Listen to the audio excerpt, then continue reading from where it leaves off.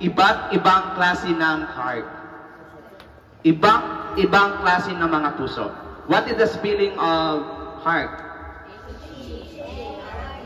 Wow, ang talino nyo naman. Ang galing-galing. sa galing-galing. So, yung heart, ito yung ipalagay natin H, E, A, R, T. Daw LRT, no? Daw MRT.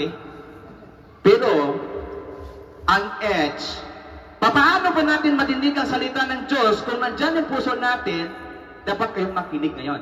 Okay? Yung puso natin, ano yung nauunang letra dito? H. Nakita nyo? Hindi nyo nakikita, di ba? Same din yan sa Diyos na hindi nyo nakikita, pero nandyan yung puso. Bakit yung H na to, bakit black siya? Bakit black siya? Kasi, minsan hindi mo na marinig yung salita ng Diyos kasi mayroong hindrances. Yung H, nagre-represent ng hindrances, pero the literal meaning ng H ay yung hypocrisy. Pagka-plastic po natin, may awitin nga na, Plastic Christian, ang panawag sa ila, kay sila nagasuksok sang duha ka maskara. Tama kikabalaan sa adlaw nga Domingo, pero sa iban nga adlaw daog pa ang demonyo. Hypocrisy because represents ang sin. Hindi mo matatanggap yung salita ng Diyos because ang sin. Hindi mo matatanggap kasi may hindrances na minsan pupunta tayo sa church, hindi po ito patama sa atin, kundi ito ay encouragement po sa atin, at saka sinasabi niya na tayo ng Panginoon, increase our heart for God, and increase our faith for God. So, ang heart na ito, nagre-represent ng mga sin. Dahil dark siya, na nasa magulong mundo tayo ngayon sa Iran versus Israel. Tingnan nyo naman.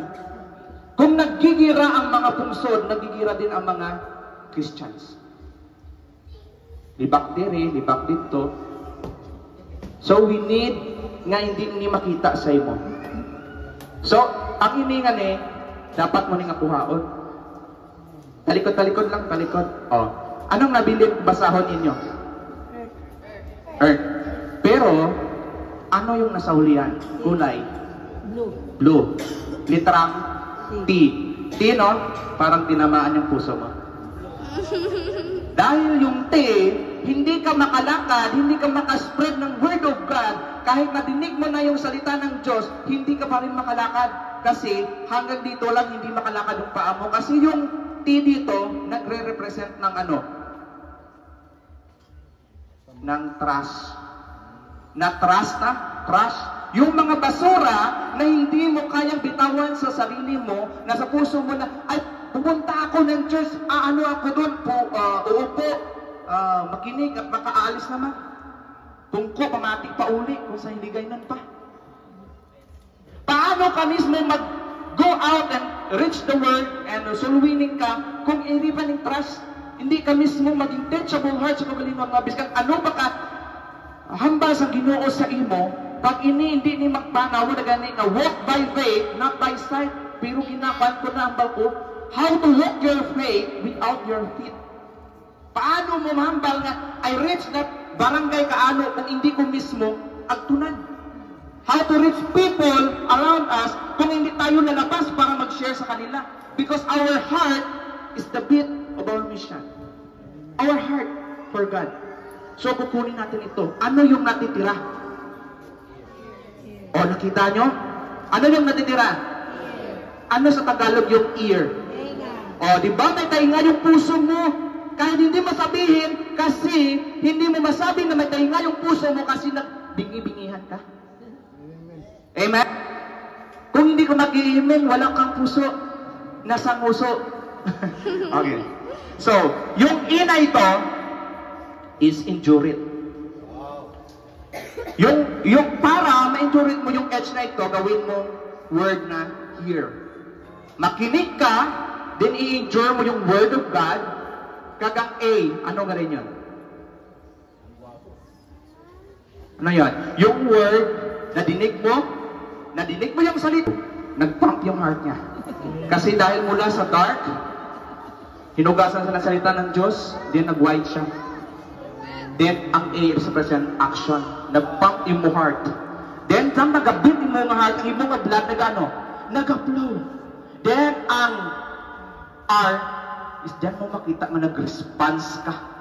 Nag-response ka, nagkipon ka lang. During invitation, nagluhod ka. Naggubi ka. Nagtangis ka because hindi tungod na sa imo emotion because the power of Holy Spirit is here. Amen. Kasi nadinig mo yung salita ng Diyos. And letter T is testimony. Ma-testify mo, your heart is very,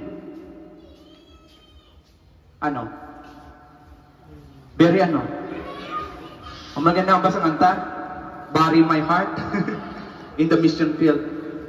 So, dapat, testimony. Hindi kami sumakata sa iba na mag-share ka, ay, niluwas ako sa Ginoo, nagtungkol ako na mati, kung hindi mo mismo nabatsagan ang kayo sa Ginoo. Amen? So, sa lima nga nga heart, biin ka. Ano kulay sa imo tagipusoan? Diya ka lang palagi hapon? O kung nagbatong ka kay Kristo, ginugasan siya ng dugo, naging tinlo ka na, then nag-grow ka. Then pag-grow mo, you know the truth from the Word of God, then you follow Christ to water baptism. Amen.